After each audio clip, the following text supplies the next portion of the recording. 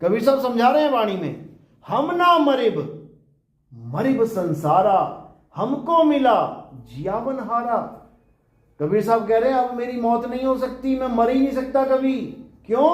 क्योंकि मेरे गुरु ने मुझे आत्मा का ज्ञान दे दिया, मैं समझ गया कि मैं आत्मा हूं। जब तक मैं नहीं समझा था कि मैं आत्मा हूं, मैं अपने आप को आदमी, अपने आप को औरत, अपने आप को बच्चा, बूढ़ा, जवान मान रहा था। मेरे दिमाग में ये फीड कर दिया गया कि बेटा ये तेरी डेट ऑफ बर्थ है और एक दिन तू मर जाएगा। यही सबसे बड़ा झूठ है इस संसार का। लोग कहते हैं सबसे बड़ा सच क्या है? मौत सबसे बड़ा सच है। मौत सबसे बड़ा झूठ है इस संसार का। कोई मरता ही नहीं है, कोई कभी नहीं मरता। अगर मरी जाए तो स्वर्ग कौन जाए, नरक कौन जाए? मर ही गया तो जाएगा कौन? जा रहा है, इसका मतलब मरा नहीं है, मरा नहीं है। एक धोखा है आंखों का कि देखो मर गया, मरा नहीं है। उसको तो यमदूत ले जा रहे हैं मार मार के। मर ही गया होता तो यमदूत मार किसको रहे हैं? यही समझना है, कोई नहीं मरता। मरने का मतलब क्या है? सोया मोया एक बराबर। जैसे आप सोते हो, जब आप सोते हो तो क्या होता है? आप आराम से चादर तान के सो गए। अब दुनिया देख रही है आप सो गए, लेकिन क्या आप सो गए? कभी नहीं सोते। उसी वक्त तुम दूसरी दुनिया में प्रवेश कर जाते हो। अब क्या दिख रहा है तुम्हें? हाथी आ रहा है सामने से, शेर आ रहा है दहाड़ता हुआ, तुम पानी में गिरे हुए हो, तुम बचाओ बचाओ कर रहे हो, तुम्हें कुएं में फेंक दिया। अरे तुम तो सो रहे हो, तुम तो सो रहे हो, तुम कुएं में कैसे गिर गए? क्योंकि तुम सो नहीं रहे हो। सो कौन रहा है? तुम्हारा शरीर सो रहा है। और तुम क्या कर रहे हो? तुम कुएं में गिरे पड़े हो, बचाव बचाव कर रहे हो। इसी प्रकार जब आदमी मरता है तो मरता नहीं है, वो शरीर मरता है। जो शरीर सोया था वही शरीर मर गया। तुम कुएं में थे, अब तुम नरक में गिरोगे जाके, मरे नहीं तुम। अच्छे कर्म किए हैं तो तुम्हें स्वर्ग में ट्रांसफर कर दिया जाएगा। स्वर्ग और नरक क्या होता है? सपने में दोनों का खेल चलता है। सपनों में दोनों के डेमो दिए जाते हैं आपको। जब आपको अच्छे अच्छे सपने आते हैं, लॉटरी लग गई, करोड़पति बन गए, खूब बढ़िया नाच रहे हो, गा रहे हो, खा रहे हो, पी रहे हो, वो स्वर्ग है। और जब देखा भूत प्रेत आ गए पकड़ने के लिए, शेर दौड़ा रहा है, कुत्ते भगा रहे हैं, डूब रहा हूं नदी में, ये नरक है।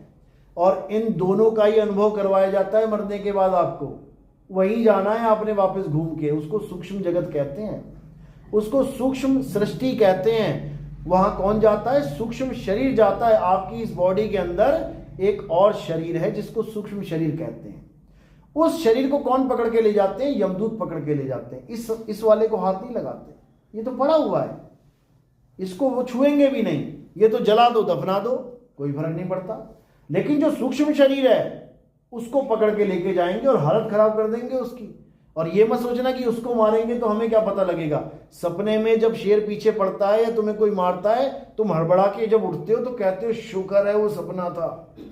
इतनी हालत खराब हो जाएगी मरने के बाद, शरीर छोड़ने के बाद। और कोई सहाय नहीं है, याद रखना। वो छोटा सा ट्रेलर दिया जाता है तुम्हें रोज कि बेटा यहीं आना है तुझे, देख ले कैसे कर्म करने हैं। समझ लो, जब तक हमें खतरनाक सपने आ रहे हैं इसका मतलब काम खराब है भाई। अब करना क्या है, बचना कैसे है? ना तो यहां और ना तो वहां, इन दोनों जगत में अपने आप को उलझने नहीं देना है, बिल्कुल नहीं देना है। यानी इस संसार को भी झूठ मानो और उस संसार को भी झूठ मानो, स्वर्ग नरक को भी झूठ मानो, कुछ नहीं है ये। कबीर साहब वाणी में समझा रहे हैं, अज्ञानी को स्वर्ग नरक है हरि जाने को नाही, और जिस भव से सब लोग डरत हैं सो भय हमरे नाही। यानी जो आत्मज्ञानी होगा वो ना तो कभी स्वर्ग जाएगा, ना कभी नरक जाएगा, ना कभी गोलोक जाएगा, ना कभी शिवलोक जाएगा, ना कभी ब्रह्मलोक जाएगा। वो किसी लोक में नहीं जाएगा, ना वो सतलोक में जाएगा, ना वो अलख लोक, अगम लोक, अनामी लोक, वो किसी भी लोक में नहीं जाएगा। क्यों? ये सारे लोक बनाए गए हैं और जो चीज बनती है वो एक दिन बिगड़ जाती है। तो वो कहां जाएगा? वो अपनी आत्मा में समाएगा।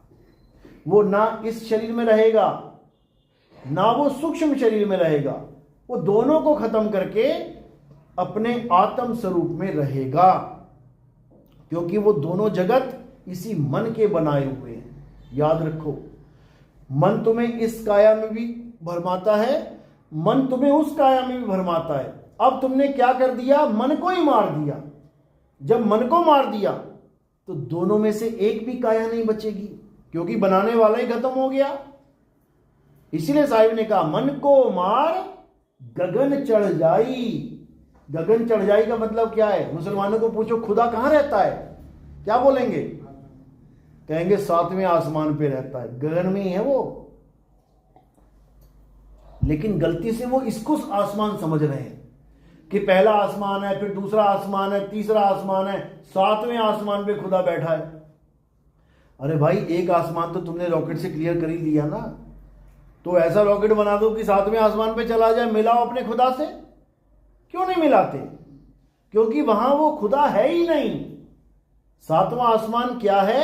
जब हम गुरु धारण करते हैं, वो हमें 7वें आसमान का भेद बताता है कि कैसे आसमान पे जाना है, क्योंकि आसमान पर जाकर ही हमारा जन्म और मरण खत्म होगा। आसमान से पार चले जाना है, क्योंकि सबसे पहले क्या बना इस संसार में? आसमान ही बना है। उसके बाद ये ग्रह, तारे, सूर्य मंडल, ये मंडल, वो मंडल।